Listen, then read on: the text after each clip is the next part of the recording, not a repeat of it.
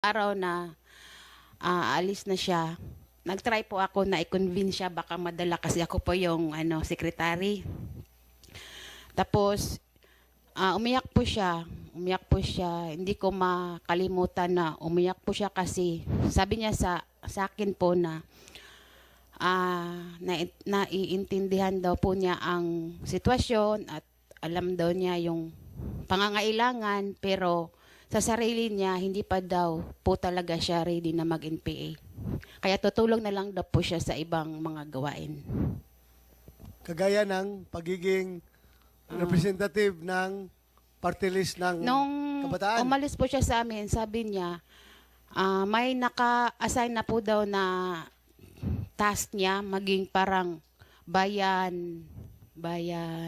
Para sa Visayas yun. Bayan Negro siguro yun. At that time po, 2017, is outgoing student regent si Raul Manuel ng UP Diliman, ng buong UP system. And I think yung plano ng partido sa kanya before is bumalik siya sa Visayas. Pero hindi yun natuloy kasi nagkabataan party list po siya. So dati siya student regent ng UP. Yes po, 2017 is magkasama kaming nagre-recruit sa UP. Siya as student regent, tas ako as alay sining UP Diliman. While student regent siya, nagre-recruit siya ng mga kabataan para maging NPA? Yes sir, yun yung tasking niya as member ng Communist Party. Ayun, nagpunta siya sa NPA nga po para alam niya kung para kanino siya nagre-recruit. Ako rin po, nagpunta rin ako sa NPA camp bago ako yung tuloy-tuloy na nag-recruit sa NPA. Ganun po kasi yun para yung program para sa amin na mga Communist Party members na bumisita at least sa NPA camp para pag nag-recruit is alam namin kung ano yung saan namin pinapasok yung mga estudyanteng nire-recruit namin, sir. Do you think, in your own opinion, dapat bang mananagot si Raul Manuel ito sa ginagawa niyang recruitment sa mga kabataan? Siyempre naman, sir, kasi Ha? hindi niya kayang gawin yung ginawa namin pero 'di ba? Kaya niyang mag-recruit. So, alam mo 'yun, kung actually pwede naman siya lang magpunta rito to defend themselves. Sabihin nila kami lang nagsasalita dito eh. I suggest sir that we invite Raul Manuel, these people, Castro, Franz Castro, and who else? Basta yung mga party list pa ng Makabayan Block, baka sabihin nila one-sided yung story eh. Di, alika dito Raul at mag-usap tayo ng mga pinagagagawa natin noon, sir. Suggestion lang. Kumsek, Ay, sorry. invitation lang naman, no? While we respect interparliamentary courtesy, we also would like to afford him the floor. Kung gusto niya magsalita dito, harap-harapan doon sa mga dati niyang kasamahan, baka gusto niya i-defend ang sarili niya, invitation lang. We are not forcing him. We respect interparliamentary courtesy. Dahil ako naman, inimbitahan rin nila doon sa Senado, sa lower house, hindi rin naman ako pumunta. Ayaw ko rin pumunta doon dahil alam ko naman yung purpose nila doon. Di ba? At saka, I don't want to be the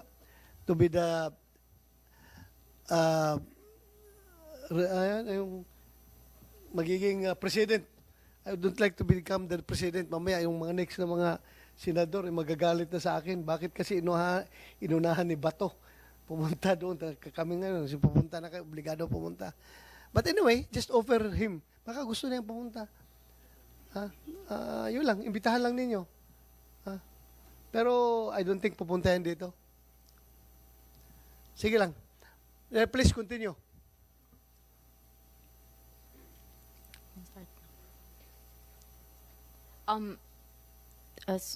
Okay, after nun, so maybe we could talk about the recruitment sa Lugpungan. Yes, we are going to that. Okay. Sino bang... Kami din po. Sige, continue. Ako na, sa lupungan na tayo. Ako na lang po muna and Yes. then I will just introduce na lang, or ako na lang muna. Okay. Yun po, nasimulan ko naman. So, before po ako mag-NPA, if you remember the UCCP Haran Bakwit, no, that was April 3, 2014, no, meron pong 1,300 no, manobo from Taleingon, Davao del Norte ang nakapunta po sa UCCP Haran. Tapos, kung maalala po ninyo, napakalaki po na campaign iyon na kung saan narecognisa yung tinatawag nating lumad struggle for their defense sa ancestral domain. So at that time po, hindi pa po ako member ng NPA, pero ako po ay member na ng isang underground mass organization at candidate member na ng Communist Party of the Philippines. Before you continue, why UCCP Haran? Bakit kayo doon nyo dinala yung mga bata na from Davao Norte man kayo pumunta sa UCCP Haran? UCCP Haran is in Yes. Bangkiruhan, Davao City, di ba? Yes. Ah, Si Ma'am Ida po, she has the credibility po para mag-discuss regarding sa UCCP Haran. Okay. Can you answer briefly, Ida? Kasi po yung UCCP Haran noong early 90s pa po siguro yun. Sila na po yung una nag-cater o nag-facilitate ng mga buckwheat po galing Talaingod. Tsaka may ano po sila, may parang tinatawag po naming alyado po ng mga taga-urban po ng Davao City. Okay.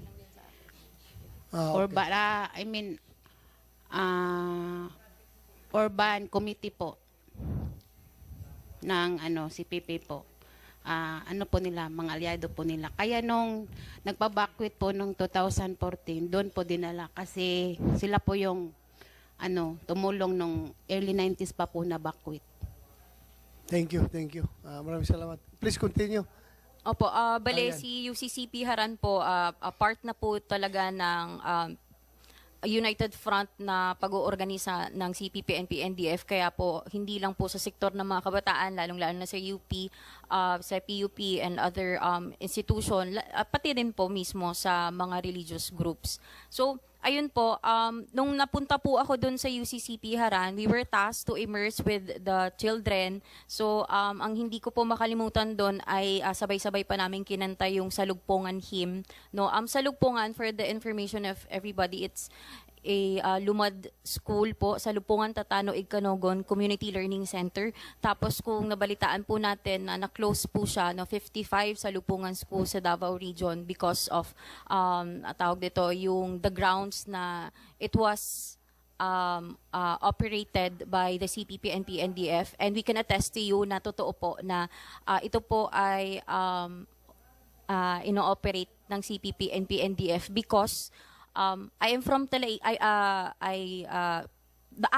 after po nung April 3 na nag-immerse ako doon, after a month or more than a month po, nag-NPA na po ako, pumasok po ako mismo sa Talaingo, Davao del Norte, sa sitio na Silaban, Barangay Palmahil, and then nakita ko po doon yung mga paaralan, ang isang paaralan ng Salugpungan, and then papunta po doon sa iba't ibang mga areas namin sa Talaingod. Meron po kaming naitayo na 21 Salugpungan schools sa loob po ng Talaingo, Davao del Norte, and kami po mismo ng mga NPA ang nagfa-facilitate sa pagtatayo ng mga school buildings. Sa pagbabalik ko sa we were given like only at parang 20,000 lang po, 20,000 pesos para magtayo ng isang school building. So ang nangyari po, we were tasked to do that because ang Talaingo, Davao del Norte po ang isa sa pinakaunang nakapagtayo ng shadow government sa municipality level. So imagine meron na po palang mayor doon sa loob ng Talaingo, Davao del Norte. Akala nyo lang po na sa government of the Philippines lang. So meron na po kaming mayor doon, and that was Dato Gibang. So Dato Gibang surrendered last 2018 with the efforts of the 10th Infantry Division. Because of his surrender, na-expose po yung mekanismo na ginagawa ng CPP, NP, NDF. That's why if you remember the very recent case na meron na pong promulgation kay Satur Ocampo and kay Franz Castro, we can attest to you that it is part of the national campaign of the CPP, NPA, NDF. So at that time po na bumaba yung mga bata from, actually sa Nasilaban, sila banda, dun po kinuha nila Satur Ocampo at si Franz Castro yung mga bata. There were 14 of them, and those children, kilala po namin yon, kilala din po namin yung mga magulang ng mga bata dahil isa po kami sa mga nag-utos na bumaba sila for the campaign in protecting their schools. Bale, kung sasabihin po nating national campaign, ibig sabihin po, si Communist Party of the Philippines, New People's Army, may mandato po siya sa mga underground mass organization at mga miyembro ng Communist Party of the Philippines na nasa legal front organization. Noong mga panahon na yon ay under attack po ang unit namin, ang NPA unit, ang regional headquarters. Kung natatandaan nyo po si Menandro Cabok Villanueva na na-neutralize na po, he was then the commander of the National Operations Command ng NPA at nandun po siya sa area namin sa SRC-5. So we were tasked to protect the unit na kung saan siya pumunta, and kami bilang territorial unit at panawagan na kailangan protektahan namin ang aming basing masa, kami po ay nagtap sa mga national identified na mga legal, no, na parang kung sasabihin natin na hindi naman sila maapektuhan sa campaign na ito kasi nga syempre ang panawagan ng partido, we should always put the interest of the people, and then at the end of the day we are just exploiting those issues. So ang ginawa po ng partido ng panahon na yon, si Satur Ocampo and then si Franz Castro, sila po yung national na identified na sikat na kunwari ay mga people's rights advocates. So the question kasi, paano sila nakarating doon? Sino yung contact nila? No? Sino yung kilala ba sila ng mga tao sa Talaingod? Hindi sila kilala. So paano sila napunta doon? It is because of the command of the Communist Party of the Philippines.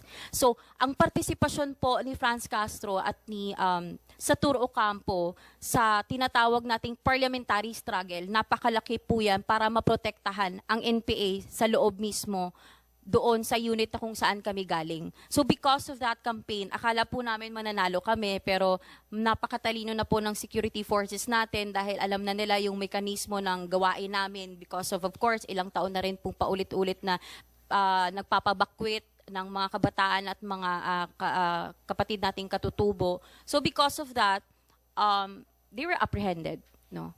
And kayon hinaharap natin yung hinaharap nila yung isa sa mga kaso na kung saan sila ay na-convict. And i-connect ko lang po ito sa, if you are familiar with Bay Bibiaon, sa UP Diliman po, si Bay Bibiaon ay nandoon.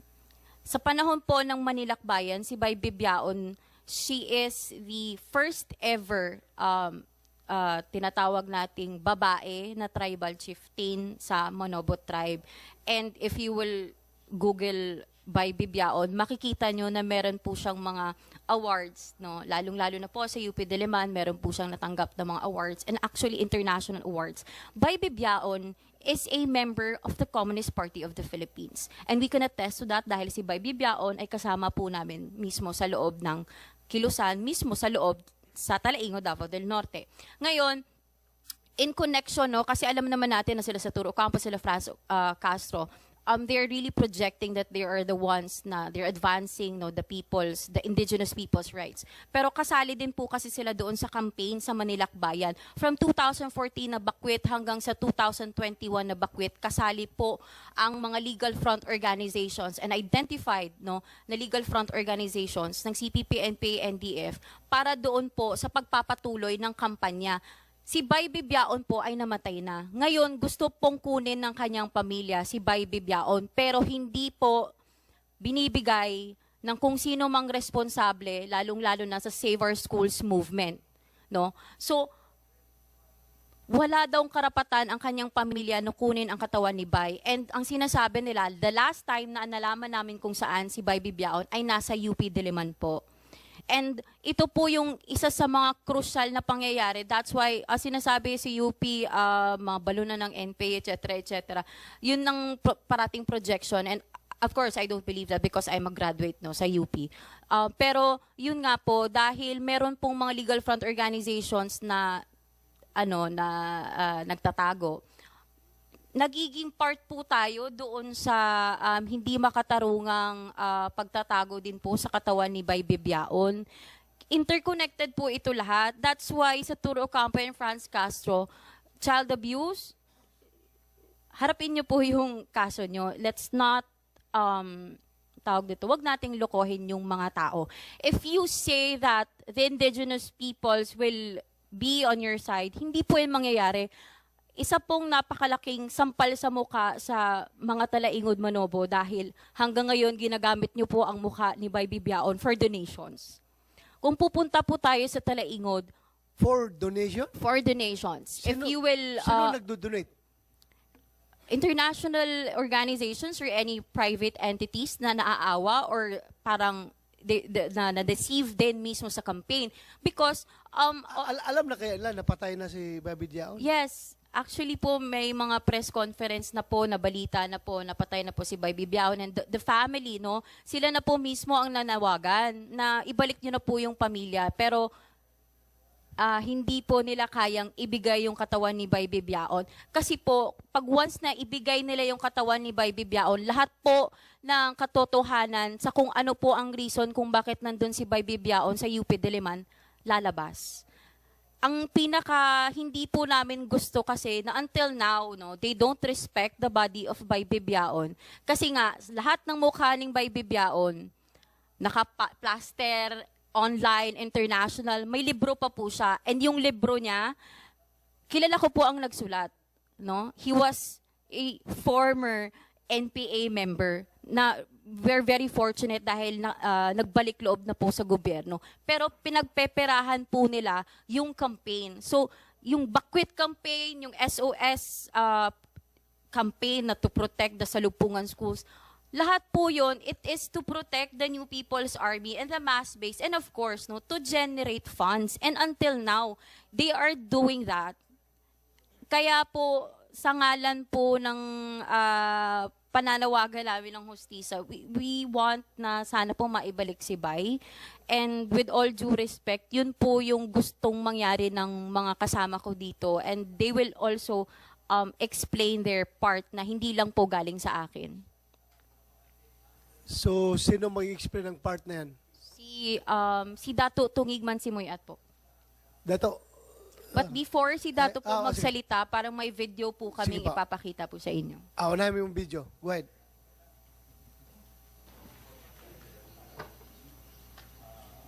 Nga atubangon namo mismo ang mga militar dito sa among komunidad nga idusog gyud namo nga hatagan kami og kasiguraduhan sa pagpuyo ug hatagan kami og katungod isip mga lumad nga nanimuyo diha sa kabukiran ug hatagan kami og pagtagad isip mga lumad nga pabilin ang among mga kultura ug pabilin ang among pamaagi ug mga desisyon sa mga lumad nga ipadayon ang among mga eskwelahan ug unsa pa nga among mga pangandoy nga haom sa among kultura. Ang pagyatak sa among katungod isip mga lumad diha sa kabukiran, taas pod nga panahon ang among pakigbisog sa yutang kabilin, ilabi na diha sa partikular sa Pantaron. So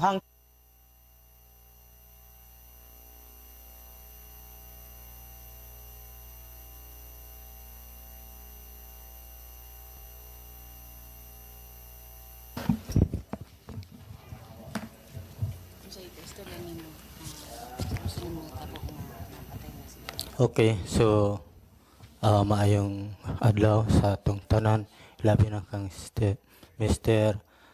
Chairman Bato na papasalamat ako ngayon na may nangyaring Senate hearing. Sandali, Dato, taga-asa ka? Taga saan ka? Ako nga pala si Dato Tungig Mansumoy at 40 years old, galing ng Manubo, tribong Manubo. Wala ako nakapag-aral. So, usa ko ka... Saan galing, anong lugar ka galing, Dato? Galing po ako sa Sitio Nalubas, Barangay Palmahil, Talaingod, Davao del Norte. Talaingod. Sige, Okay. continue. Padayon. Sa Manbasar.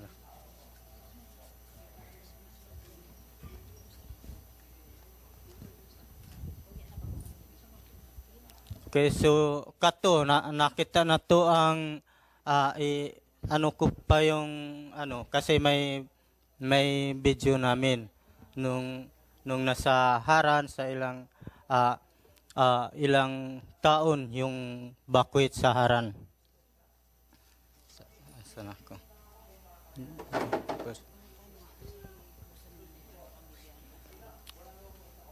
Kiso ang gusto namong mahitabo kay Bibiaon nga makabalik sa tribo sa kanilang pamilya para makita sa pamilya kung tinuod ba gyud nga namatay na gyud si Bibiaon.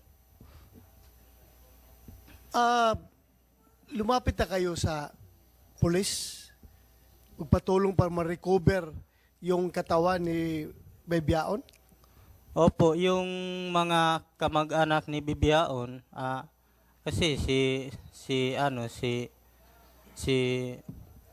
Anabil Bigkay, galing na alam ko na galing na sa Maynila kasi yung kasama ni Rorilyn, pero hindi ko alam kung anong buwan yung papunta dito. Andito mo yung provincial director ng Davao del Norte, Colonel Serrano. Coordinate mo doon sa pamilya ni Bibiaon sa Talaingod, yung gusto na nila kunin yung katawan nandito sa UP, samahan mo, papunta mo dito, patulong ka dito sa IDG para ma-recover yung katawan. Yes, sir. Will go, sir. Kawawa naman yung patay na, ginagatasan pa. Ginagamit pa nilang pang-receive ng donation. Kasi si Bibiaon grabe manggamit yung mga tao na yan, no? Patay na, ginagamit pa para pang-generate ng funds. Grabe. Sige, patuloy mo. Dato. Okay, so ako dati ko Sandali. Dato. Nandito si Vice Chancellor Agpawa. Can you confirm or deny kung andyan ba sa loob ng UP campus yung katawan ni Bibiaon? Ngayon ko lang ho nalaman, Senator, yung tungkol doon. Can you help us determine kung andyan talaga? We'll have to get details from Miss Ramos siguro tungkol doon. Okay. Para Sige, papaalam natin. Arian Ramos, confirm mo na sa loob ng UP Diliman si katawan ni Bibiaon? She was, no, Your Honor. Ang ibig ko pong sabihin, last po naming nakita si Bay Bibiaon sa UP Diliman because of the Manilakbayan campaign.